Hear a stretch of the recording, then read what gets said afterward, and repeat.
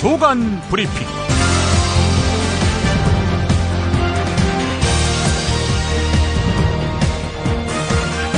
2015년 1월 27일 수요일입니다.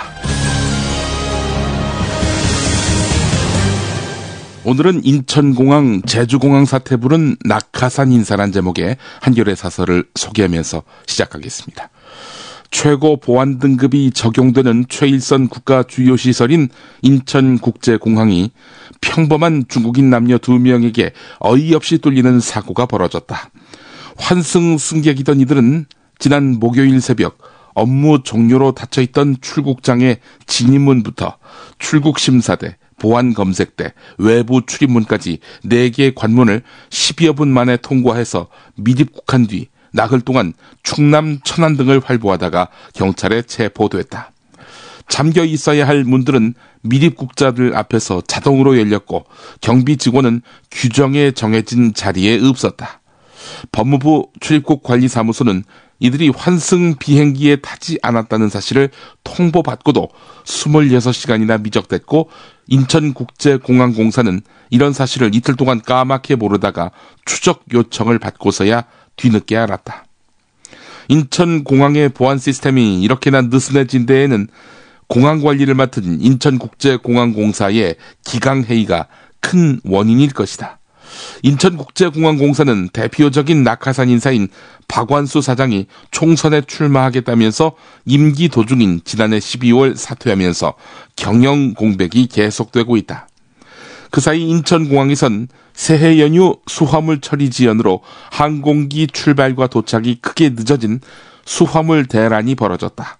초기 대응 실패에 늑장 조처, 엉터리 해명까지 당시 온갖 난맥상은 경영 공백에 따른 기강회의와 결코 무관하지 않는다. 지난 주말 폭설로 승객들이 사흘씩 노숙해야 했던 제주공항 대란에서 승객들을 돌보기는커녕 딴종만 걸었던 한국공항공사도 낙하산 출신인 김석기 사장이 선거를 앞두고 중도 퇴임한 상태다. 이번 같은 일에 재발을 막으려면 그런 낙하산 인사 대신 전문성 있는 경영진부터 갖춰서 관리 시스템을 제대로 정비하는 것이 우선이다. 이런 내용이었습니다. 박완수, 김석기 이 두 사람 모두 총선에 출마해서 국민의 대표자가 되겠다 이러고 있는 상태 아닙니까? 기막힌 현실입니다. 광고 듣고 오겠습니다. 정말 맛있다. 이 말 한마디면 모든 게 설명됩니다. 30년 전통 자연의 이로움을 담은 김치, 이담채 김치. 1544-4586 1544-4586. 술자리 많은 요즘 3차까지 달린 당신을 위한 필수품 전창걸의 새싹 땅콩차. 이제 속쓰림은 잊으세요. 070-8635-1288 070-8635-1288. 수면 무호흡, 심한 코골이 이제 걱정 마세요. 여행, 군생활, 찜질방에서도 확인된 코골이 방지기구 코골이 119 1566-0783 1566-0783. 과거사 사건 가운데 재심에서 무죄 확정 판결을 받은 75건, 그러니까 원심이 엉망이어서 애먼 사람 죄를 뒤집어 씌우거나 재판 결과가 엉망인 사건을 살펴보니까 현직 법관과 국회의원 등 고위직 인사들 다수가 원심 판결 당시 판검사로서 수사와 재판을 담당했던 것으로 확인됐습니다. 현직 법관은 양승태 대법원장 등 7명, 현역 국회의원은 임내현 국민의당 의원 등 4명이었습니다. 75개 사건의 원심 판결문 224건을 한겨레가 입수해서 자체 분석한 결과인데요. 말 그대로 탐사 보도인 것입니다. 현역 의원의 경우 새누리당 여상규, 이인재, 황우여 의원은 재심에서 무죄 판결을 받은 과거사 사건의 1, 2심 배석 판사로 확인됐습니다. 검사 출신인 국민의당 임내현 의원은 1980년대 납북 귀환 어부 정영 씨의 간첩죄 사건에서 수사 공소유지를 담당했습니다.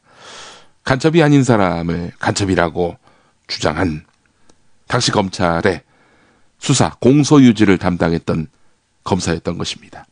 양승태 대법원장, 여상규, 이인재, 황우여 의원 등이 긴급조치 재판 등의 참여했다는 사실은 언급된 적이 있었는데 나머지 판검사 국회 의원이 재심 무죄 판결을 받은 과거사 사건을 담당했다는 사실은 이번에 처음으로 확인됐습니다. 검사 127명과 판사 378명 등 505명의 판검사 가운데 280명이 여전히 변호사로 활동하고 있습니다. 9명은 법학전문대학원 교수 등 교직에서 전임 또는 겸직을 하면서 법조인을 양성하는 일을 맡고 있는데요. 이런 불량 법관들이 여전히 활개치고 다니고 있는 현실, 어떻게 봐야 할까요? 한편 사망자는 71명, 변호사 휴업 중인 사람은 25명으로 나타났고 101명은 변호사 활동 여부 등 행적이 확인되지 않고 있다고 합니다. 한겨레는 특히 잘못된 수사재판을 맡았던 판검사 등 책임자들의 실체가 제대로 밝혀진 바 없다는 데 주목해서 이 기사를 썼다고 하는데, 이렇게 드러내기 전에 스스로 잘못된 수사였다, 잘못된 판결이었다, 이렇게 자성하고 책임지는 그런 법관들, 대한민국 땅에서는 기대할 수 없는 겁니까? 동아일보 기사 계속해서 보겠습니다. 이병기 대통령 비서실장이나 현기환 대통령 정무수석 비서관과는 대화할 만큼 대화했다. 하지만 성에 차지 않았다. 화끈하게 마음문을 열고 같은 식구로서 이야기하고 싶었는데 그게 안 돼서 안타깝다. 네, 누구와 대화를 못해서 안타깝다는 얘기일까요? 주어가 없습니다. 당연히 박근혜 대통령이지요. 새누리당 김무성 대표는 동아일보와의 단독 인터뷰에서 대표 취임 이후 가장 아쉬운 점이 무엇이냐라고 물어봤을 때 이렇게 말했는데요.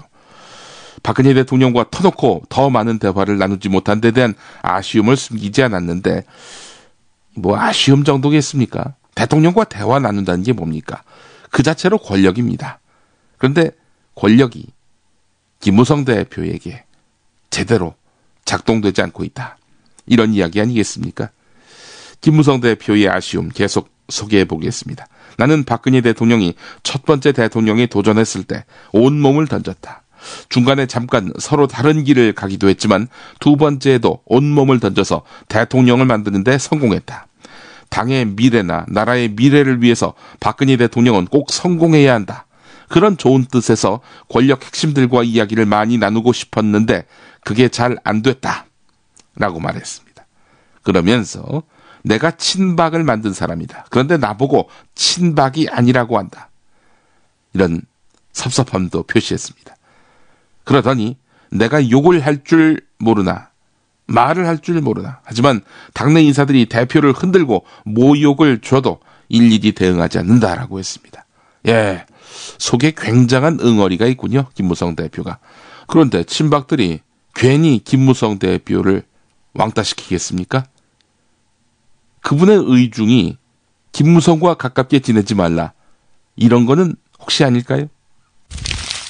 표는 CBS 라디오와의 인터뷰에서 호남에서 다선 의원들을 무조건 교체하는 것보다는 다선 의원이라도 의정 활동을 잘하면 키워야 하고 초선도 잘못하면 과감하게 교체하는 게 바람직하다고 본다, 이렇게 말했다고 합니다. 한편 국민의당에 합류한 현역 의원 15명, 얼마 전에 공동 결의문을 내서 어떤 경우에도 현역 의원으로서의 기득권을 요구하지 않고 공천과 관련해서 당의 명령에 따르겠다, 이렇게 밝힌 바 있었는데요. 현역 의원들이 다시 공천을 받을지 모른다는 당 안팎의 의구심을 해소하겠다는 취지인데, 주승용 원내대표 말을 또 들어보면은 무분별한 현역 교체는 안 된다, 일종의 가이드라인을 제시하고 있는 거 아닙니까?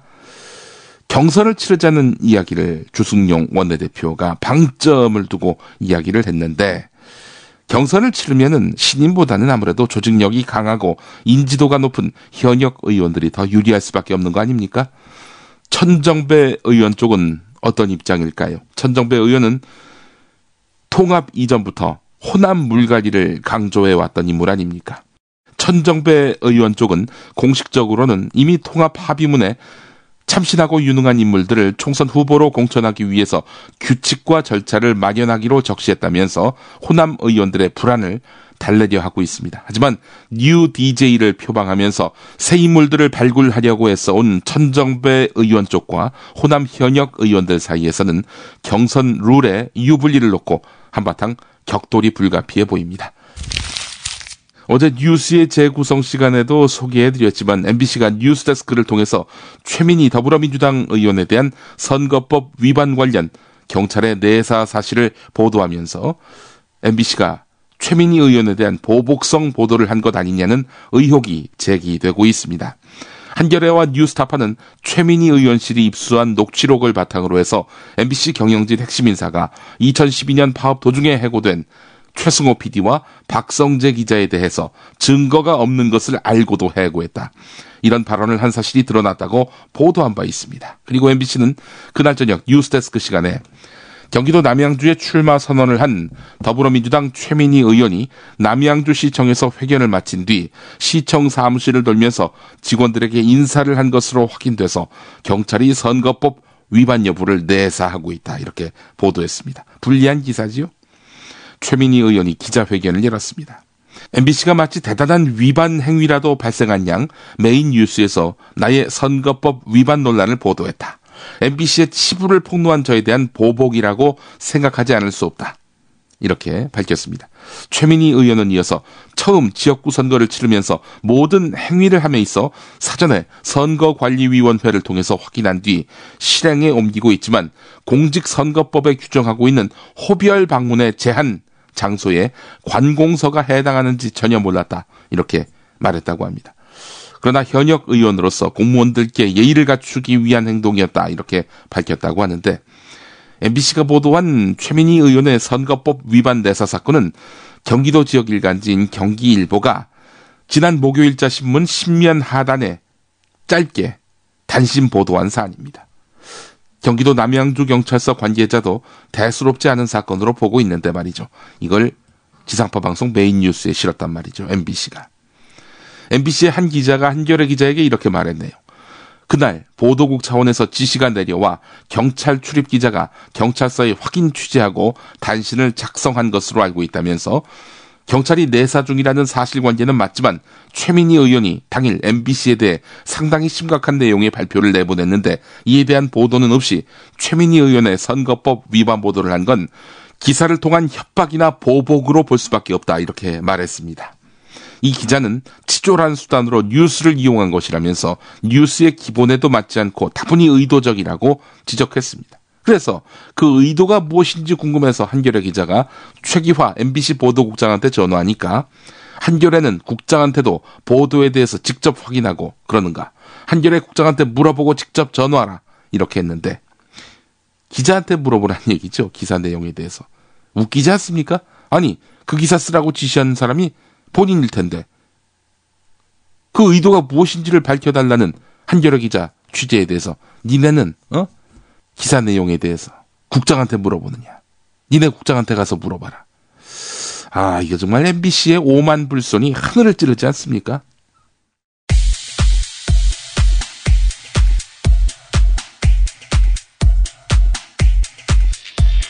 아무 죄 없이 해고당한 것으로 확인된 박성재 MBC 해직 기자. 어제 기자회견에서 퇴직되던 날 3년 반 전 얘기인데요. 그날 인사위원회에서 있었던 풍경을 잠시 말씀드리면 저는 그때 그 팀장으로서 이미 팀장으로 파업에 참여를 했다는 이유로 1개월짜리 정직을 받고 있는 상태였습니다. 근데 정직인 상태에서 다시 인사위원회에 해고됐기 때문에 저 양반들이 나를 해고시키려고 하는 것 같다는 느낌을 갖고 들어갔습니다. 그래서 제가 왜 인사위원회에 불려왔느냐, 지금 대전 MBC 사장을 하고 있는 당시 이진숙 본부장이 저에게 사진을 하나 제시를 하더라고요. 근데 그 사진이 뭐냐면은 CCTV 사진인데 회사 앞에 후배들이 집회를 하고 있는데 이렇게 고참 조합원들이 이제 집회에서 이렇게 들어가기는 좀 멀뚱하고 하니까 옆에 몇 명이 서 있었는데 거기에 제가 따로 이렇게 찍혀 있는 사진이 있었습니다.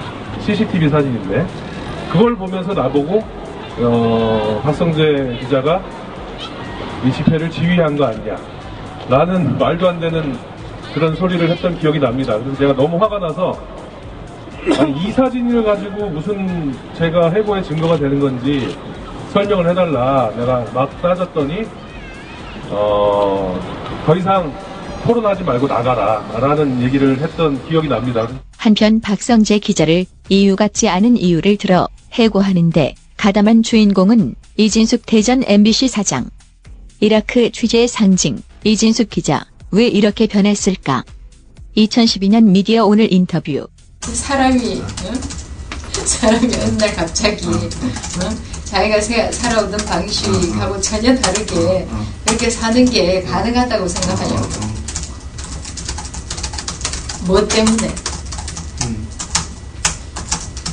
그렇게 굳이 그런 식으로 친다면 욕만 먹고 비난만 받는데 오히려 누구 말 맞다나 욕 안 먹고 비난 안 받고 살려면 다른 길을 택하지 왜 그 길을 택하겠냐고. 그게 맞다고 생각하니까 그렇게 살지.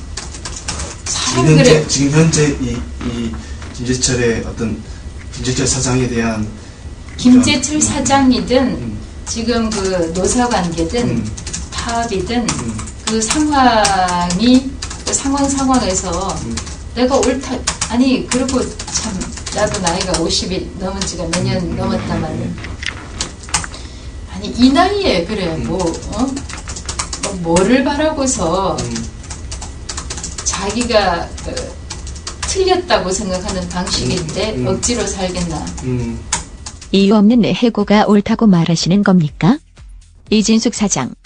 이번 저희 두 사람에 대한 부당 해고 문제가 저희 두 사람만의 문제가 아니고 우리 모두 함께 해고된 7명의 해고자 그리고 정당한 공정방송을 위해서 싸웠던 우리 천여 명의 MBC 조합원들 그리고 더 나아가서는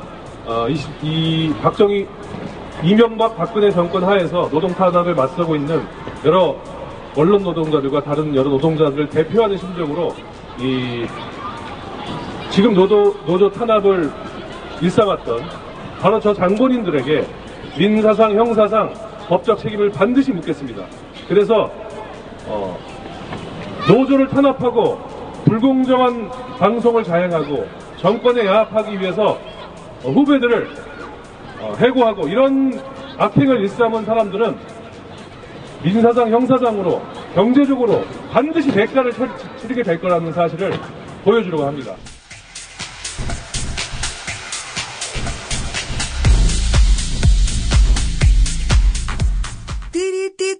재미있는 쇼핑몰. 그런데 실생활에 굉장히 유용한 쇼핑몰. 재미월드입니다. 어떤 제품이 있는지 궁금하시죠? 검색창에서 재미월드를 입력하세요. 재미월드. 참치의 맛은 좋은 참치가 좌우합니다. 구이동 대양 참치가 그렇습니다. 무한 리필에 더한 무한 감동. 직접 경험해보세요. 구이동 대양 참치 02-455-8087. 서울, 인천, 경기의 신축 빌라타임즈에서 알차게 전해드립니다. 튼실한 사진, 지도 정보에다 현장 답사 서비스, 허위 매물에는 100만원 보상까지. 빌라타임즈를 검색하세요. 탄수화물 덩어리여서 싫다고요? 더 라이스 떡을 모르시나요? 비타민, 무기질까지 담뿍 담아 우리의 건강을 생각했습니다. 더 라이스. 더 라이스.net 02-2605-3644. 김용민이 전해드리는 조간 브리핑. 이른 아침 조간신문 핵심 기사를 훑어보는 시간, 김용민의 조간 브리핑. 월요일부터 토요일까지 매일 오전 7시대에 업데이트됩니다. 뉴스뿐 아니라 그 안의 숨은 맥락도 짚어드립니다. 다음 소식입니다. 코피노 소송 지원단체 위러브 코피노의 구본창 대표가 명예훼손과 초상권 침해 혐의로 고소당했다고 합니다.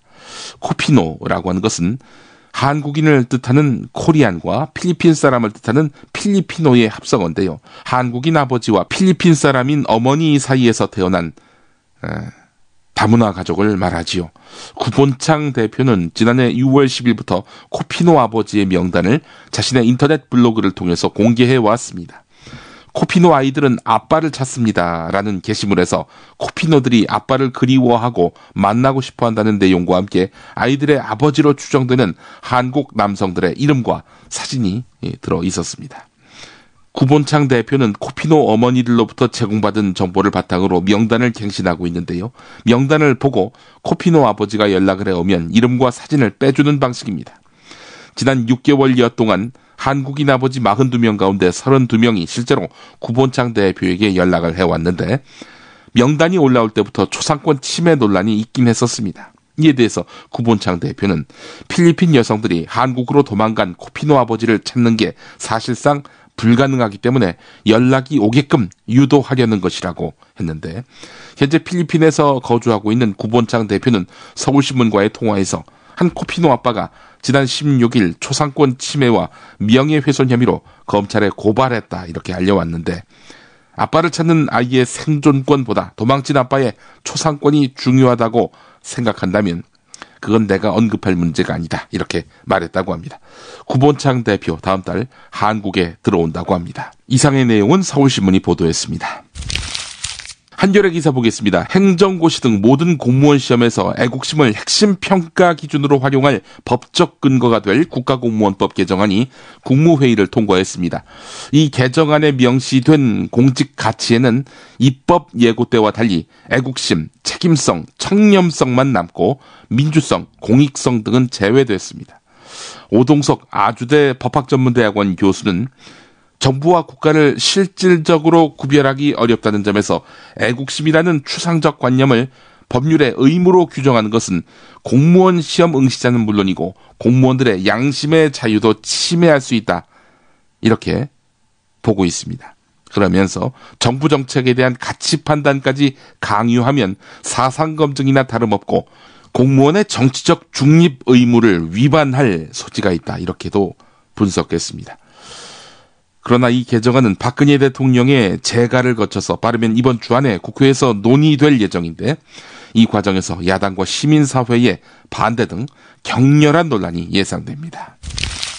또 한겨레 기사 보겠습니다. 박승춘 국가보훈처장 아들을 포함해서 2012년 하반기 중소기업진흥공단 공채에 합격한 국가유공 및 보훈대상자, 즉 유공자 가점대상 4명 가운데 3명이 취업 청탁이 있었거나 청탁 의혹이 있는 합격자인 것으로 확인됐다고 합니다.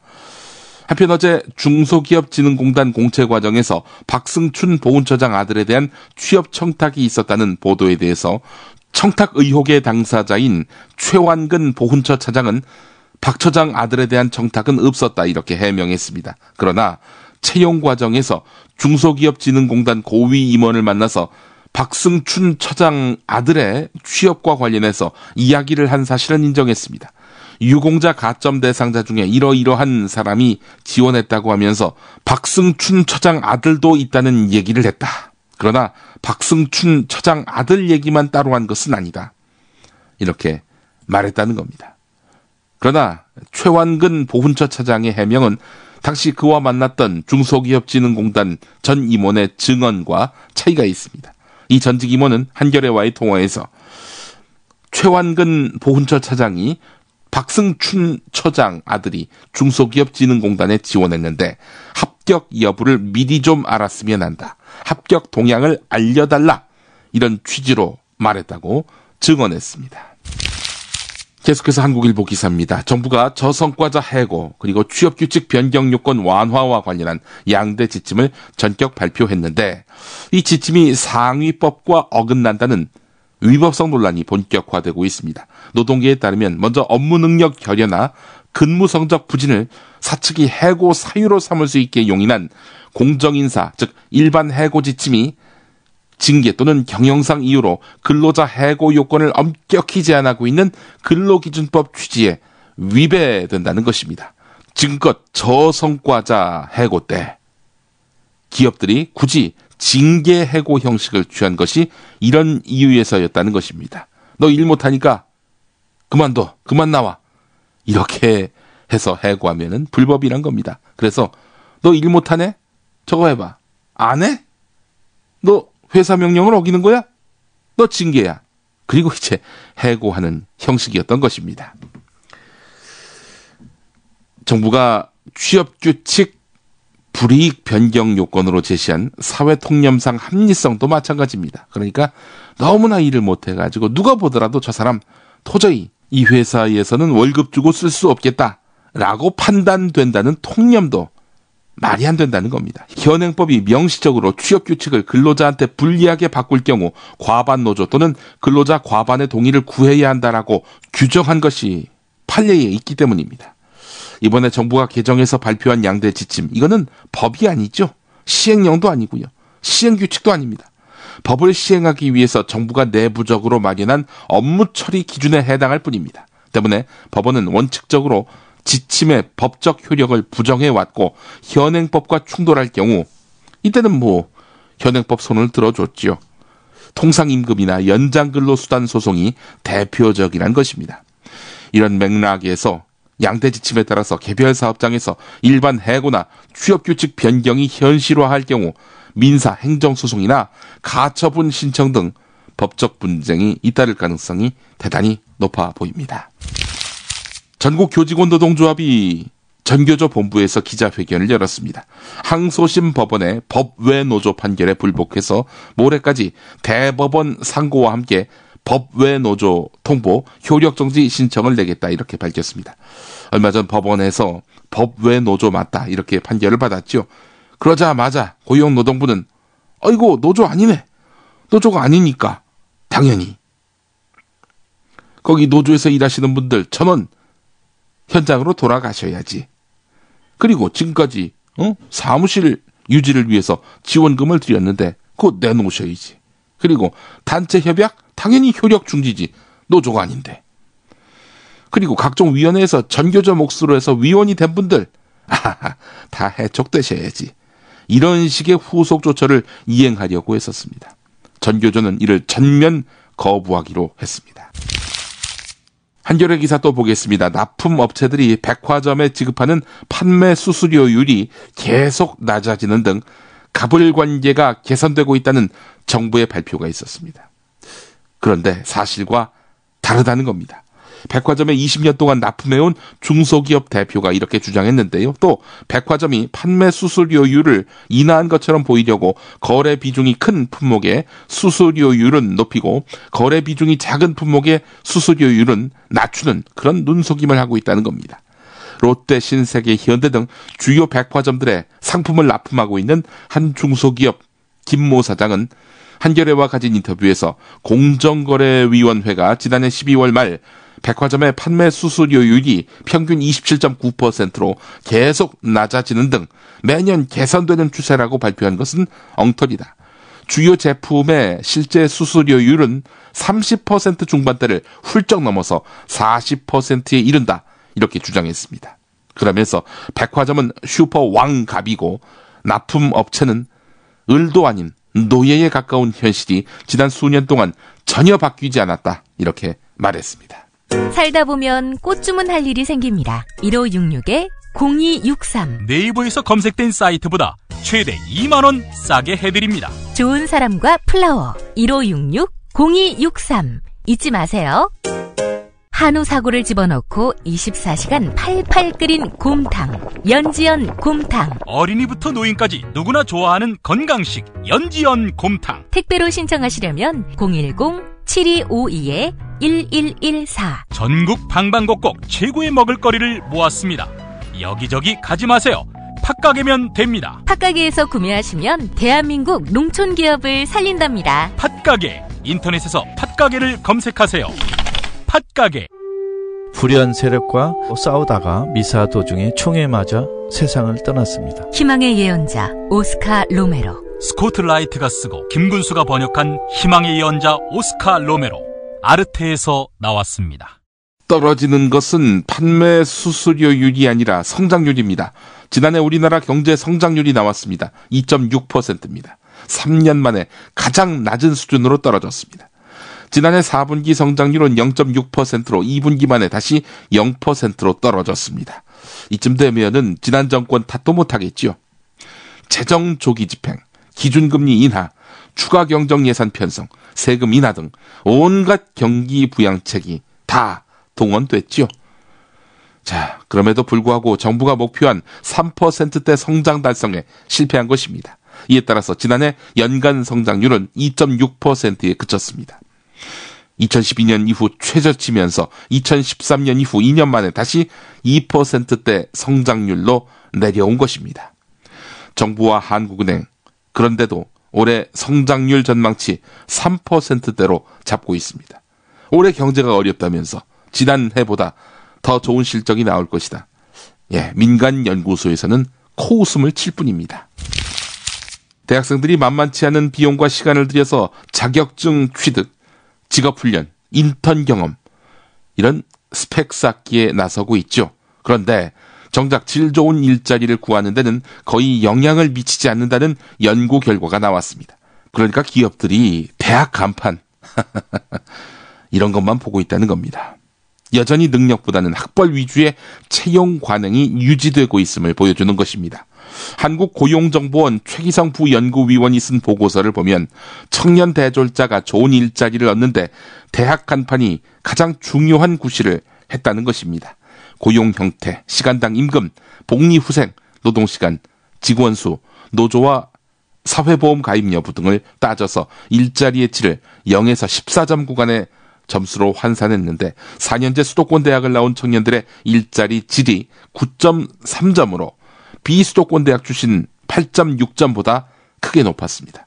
조사 대상은 대학을 졸업하고 첫 직장을 구한 4년제 대졸자 6,779명과 전문대 졸업자 2,871명인데 이런 부당한 불균형을 해소하기 위해서 정부가 애쓴 흔적 있었나요?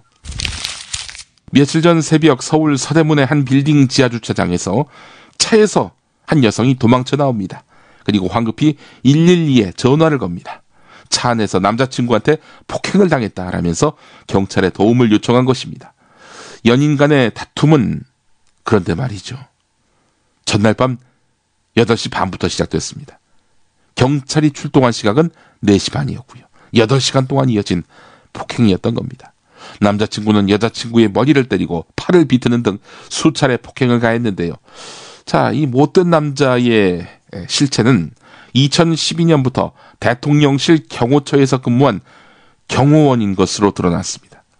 여자친구는 2년여 동안 교제하면서 상습적으로 폭행을 당해온 것으로 알려졌는데 과거 폭행을 당했을 때는 대통령실 경호원에게 피해가 갈 것을 우려해서 신고하지 않았는데 계속되는 폭행을 견디다 못해서 이번엔 경찰에 알린 것입니다. 중앙일보 기사 보겠습니다. 프란치스코 교황과 앙겔라 메르켈 독일 총리가 진정한 사과를 실천하고 있다는 매우 비중 있는 기사입니다. 잘못된 일에 대해서 사죄하고 또 하고 있다는 겁니다. 교황 같은 경우 무엇보다도 먼저 예수의 몸에 상처를 낸 것과 다름없는 우리 쪽 분열의 죄에 대해 용서를 구한다. 가톨릭의 수장으로서 다른 기독교인에게 비복음적 행동을 했던 데 대해 용서와 자비를 청한다. 이렇게 말했다고 합니다. 16세기에서 17세기 종교개혁 과정에서 가톨릭의 개신교 탄압을 사죄한 것입니다. 교황은 그 시작이었던 마르틴 루터의 종교개혁 500주년 기념 행사에 참석하기 위해서 오는 10월 세계 루터교 연맹의 발상지인 스웨덴 룬드를 방문한다고 합니다. 한편 그 마르틴 루터의 종교개혁이 있었던 곳, 그곳이요 500주년을 맞아가지고 지금 그곳의 모든 숙박업소가 꽉꽉 들어찼다고 합니다. 한국의 대형교회 목사 신도들이 예약을 했다는 겁니다. 루터를 기념하는 게 어디 루터의 그 종교개혁 발상지를 찾아가서 기념하는 겁니까? 아니면 이 현장에서 개혁적 신앙을 실천하는 겁니까? 교황의 사과에 대한 개신교 쪽에 응답, 반응이 있어야 할 것 같습니다. 한편 교황은 2014년 이탈리아 안에 있는 개신교 오순절파를 방문했습니다. 오순절파, 우리로 말하자면 순복음입니다. 1900년대 파시스트 정권 아래에서 가톨릭 교회의 잘못을 사과했는데 가톨릭 교인들은 당시 미친 것 같았다. 여러분들을 이해하지 못하고 죄악에 이끌렸던 나의 형제 자매들을 대신해서 용서를 구한다. 이렇게 말했습니다. 교황은 또 그리스 정교회, 유대교는 물론이고 이슬람교에 대해서도 고개를 숙였습니다. 이러니 교황이 위대한 겁니다. 한편 메르켈 독일 총리는 베를린에서 열린 홀로코스트, 즉 유대인 대학살과 예술 전시회 개막식에 참석했습니다. 나치 독일의 유대인 강제 수용소나 게토, 그러니까 격리된 유대인 거주지에서 고통받았던 유대인 예술가 50명이 1939년에서 45년까지 비밀리에 그린 작품 100여 점을 이스라엘 야드바셈 기념관이 소장했는데 작품에 녹아져 있는 고통과 고역, 공포 이런 것들이 인상적입니다. 메르켈 총리는 관람 후 연설에서 독일의 영원한 책임을 의식한 채로 있어야 나은 미래를 건설할 수 있다는 걸 깨닫게 하는 전시라면서 그림들은 무슨 일이 일어났는지 기억하고 항상 희생자들을 기리며 이런 일이 다시는 일어나지 않도록 해야 한다고 경고하고 있다. 이렇게 말했습니다. 반면 일본은 어떻습니까? 집권 자민당은 주한 일본 대사관 앞 위안부 소녀상의 조기 철거를 한국 측에 촉구하라고 일본 정부를 압박하는 결의안을 마련했습니다. 최근 미국 청원 사이트에는 위안부는 급여를 잘 받은 매춘부였고 미군에게도 서비스를 제공했다는 내용을 교과서에 기술하라는 글이 올라왔습니다. 한편 위안부 피해자인 이옥선 강일출 할머니는 도쿄에서 아베 신조 총리의 직접 사과와 배상을 촉구했습니다. 이제는 그를 만날 때입니다. 정선태. 루쉰 레비스트로스, 소세키, 백석을 21세기 한 공간에 불러 모으는 정선태만의 통찰력.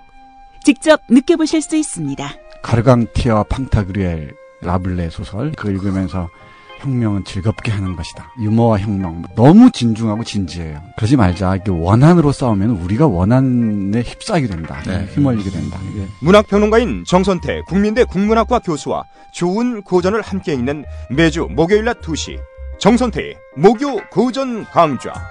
지식 라디오에서 단독 생중계합니다. 이 삶과 결합되지 않는 인문학적 상상력이라는 것은 내가 보기에는 이제는 거의 박제화된 것 같아요. 또는 박제화하려는 시도이거나. 정선태의 목요 고전 강좌. 현장에서 직접 동참하기 원하는 분은 서울 지하철 1호선과 7호선, 가산 디지털 단지역 8번 출구와 연결된 우림 라이온스밸리 A동 810호.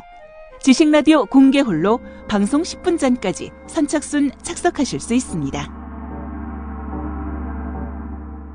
오늘 김용민의 조간 브리핑은 김나코 미디어 연구가의 독일이 과거를 반성하도록 한 힘, 이런 제목의 한국일보 칼럼을 소개하면서 마무리하려고 합니다. 아베의 억지 사과가 나오자 늘 그렇듯 미디어에는 독일이 등장했다. 봐라, 선진국 독일은 깨끗이 사과하고 지금도 열심히 2차 대전 유대인 학살 전범들을 단죄하고 있지 않은가. 그런데 반대편에서도 독일이 나온다. 외교 무대는 어차피 국력이고 이 정도면 정부는 할 만큼 했으니 이제는 가만히 있으라. 미국을 쥐고 있는 강자 유대인에게만 독일이 사죄했을 뿐 나미비아 식민지의 학살에 대해서는 비교적 최근까지 망각 속으로 밀어내고 방치한 독일 아닌가. 이런 내용이다. 하지만 역사적 현실은 덜 단순해서 독일이 도덕군자였던 것도 강자 앞에서 알아서 설설 기었던 것도 아니었다.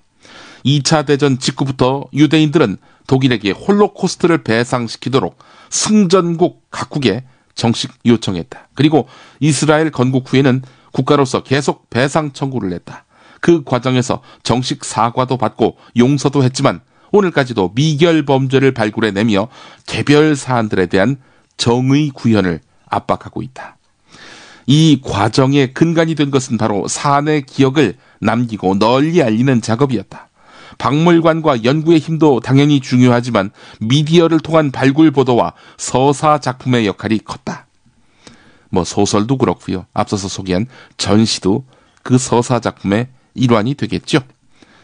나미비아 학살도 크게 다르지 않았다. 나미비아가 1990년에야 독립국이 됐고 그 후로도 나미비아 정부가 오랫동안 야당을 지지하는 소수 부족인 헤레로족의 사연을 외면했기에, 그러니까 헤레로족이 학살 사건의 핵심 피해자였군요. 네, 이 헤레로족의 사연을 외면했기에, 즉 제도적 노력과 이슈화를 할 여력이 없었기에 묻혔던 사안이다. 하지만 당사자들이 힘겨운 싸움을 시작해서 2001년에 미국에서 소송을 걸자 2004년에 독일 정부의 사과가 나왔다.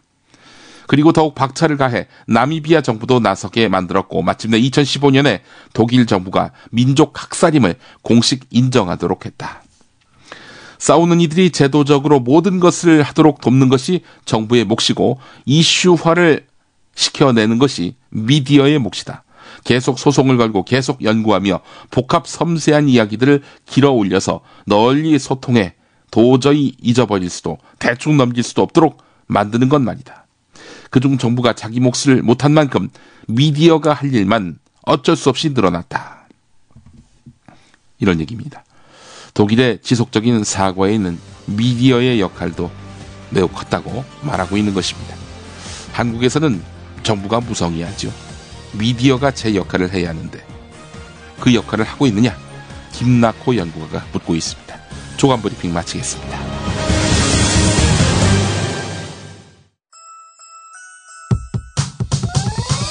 이번 방송 괜찮았나요? 작별의 여운 이렇게 표시해주세요. 다운로드하기, 댓글 달기, 구독하기, 별점 주기. 더 좋은 방송 만들어달라는 약속 이렇게 응원해주세요. 다운로드하기, 댓글 달기, 구독하기, 별점 주기. 기억하셨죠? 다운로드하기, 댓글 달기, 구독하기, 별점 주기.